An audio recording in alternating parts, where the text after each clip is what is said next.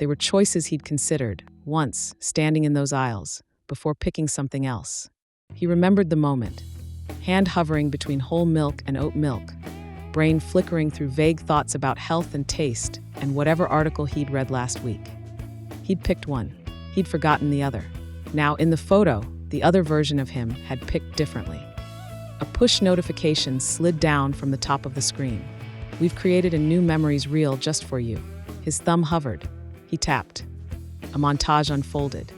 Him laughing in places he'd never gone, surrounded by people whose names the app did not supply. In each clip, he looked a tiny bit wrong, as if someone had described him from memory and an artist had done an excellent and perfect job. The reel ended with a still photo. Jonah sitting on a park bench at night, city lights smeared behind him. He looked straight at the camera, straight at Jonah. For a second, the image flickered.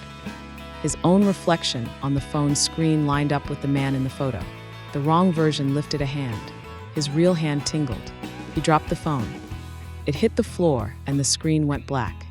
From the dark glass, faint and distant, came the familiar chime of the app loading itself in the background. It was his therapist, months earlier, who'd asked him a question that now returned unwelcome, nagging at the back of his mind.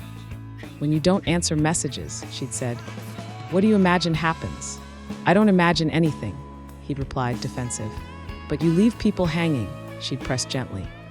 "They fill in the gap. They imagine that you're busy or mad or hurt. They build a version of you to talk to in your absence." He'd hated the thought.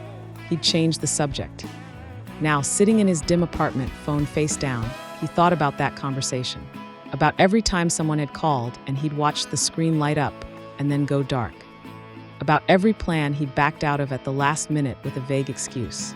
About the invitations he'd answered with, "Maybe next time," knowing there wouldn't be. How many versions of him existed in other people's heads. Fragments pieced together from partial evidence, filling in the blanks with guesswork. Somewhere he had the sensation, no proof, no logic, just sensation, that those imagined Jonahs were aggregating, collecting, coalescing, not as ghosts, as a pattern,